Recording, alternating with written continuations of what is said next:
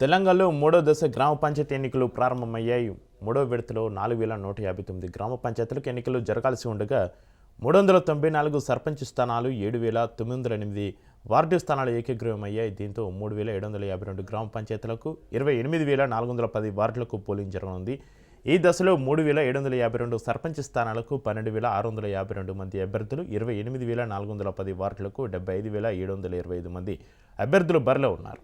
ఈ విడతలో సుమారు 53 లక్షల మంది ఓటర్లు ఉన్నారు. వారిలో పురుషులు 26 లక్షలు, మహిళలు 27 లక్షలు, ఇతరులు కొద్దిమంది ఉన్నారు. వీరంతా తమ ఓటు హక్కు వినియోగించుకోనున్నారు. పోలింగ్ మధ్యాహ్నం 1 గంట వరకు జరుగుతుంది.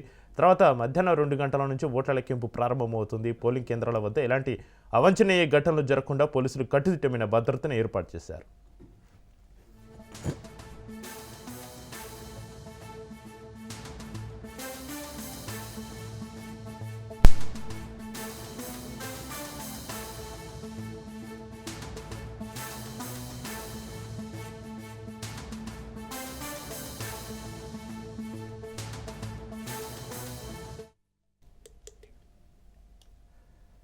తెలంగాణలో మూడో దశ గ్రామ పంచాయతీ ఎన్నికలు ప్రారంభమయ్యాయి. మూడో విడతలో 4159 గ్రామ పంచాయతీలకు ఎన్నికలు జరగాల్సి ఉండగా 394 సర్పంచ్ స్థానాలు, 7908 వార్డు స్థానాలు ఏకగ్రీవమయ్యాయి.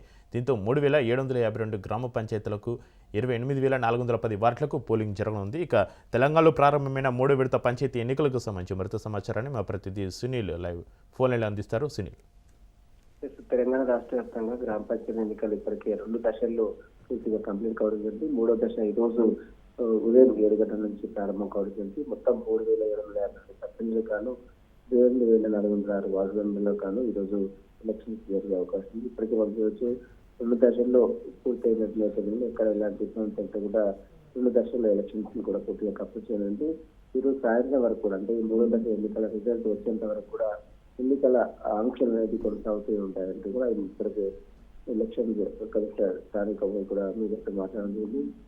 ఎలక్షన్స్ అయితే ప్రాసెస్ స్టార్ట్ అయింది. మూడో దశ 2 దశల్లో జరిగిన ఎలక్షన్స్ లో అధికార పార్టీ ఎక్కువ స్థానాలు గెలిచినప్పుడు కూడా ప్రతిపక్ష నేతలు దానికి సగం పడిపోయారు. ప్రస్తుతం అయితే మూడో దశ ఎన్నికల్లో ఎలాంటి ఇబ్బంది జరగకుండా పోలీసులు అయితే అన్ని ఏర్పాట్లు చేశారు. ఇప్పుడు సాయంత్రం వరకు ఈ రోజు మూడో దశ రిజల్ట్ వచ్చేంత వరకు ఆంక్షలు అయితే ఇదే కొనసాగుతాయంటూ కూడా అధికారులు చెప్తున్న పరిస్థితులను కనబడుతుంది. సునీల్, ఇక్కడ ఓవరాల్గా చూసుకున్నట్లయితే 2 విడత కంటే ఈ 3 విడతలో పోలింగ్ శాతం పెరిగే అవకాశం ఉందా? ఖచ్చితంగా ఇప్పటివరకు అయితే 2 దశల్లో కూడా అత్యధిక స్థానం, అంటే గతంతో పోలిస్తే ఈసారి ఎక్కువగా పోలింగ్ ప్రక్రియ జరిగింది. అయితే 3 దశ కూడా మరి అదే తరహాలో జరుగుతుందా లేదా అనేది కూడా ఈరోజు మధ్యాహ్నం ఎక్కువ క్లారిటీ ఇచ్చే అవకాశం. ప్రస్తుతం అయితే ఎలక్షన్ మాత్రం రాష్ట్ర వ్యాప్తంగా దాదాపు 3 ఎలక్షన్ కంటిన్యూ కొనసాగుతున్నాయి. ఉదయం 7 గంటల నుంచి స్టార్ట్ అయిన ఎలక్షన్ 1 గంట వరకు కంప్లీట్ అవుతుంది. 2 గంటల నుంచి పోలింగ్ కౌంటింగ్ స్టార్ట్ అవుతుంది. Right, thank you Sunil.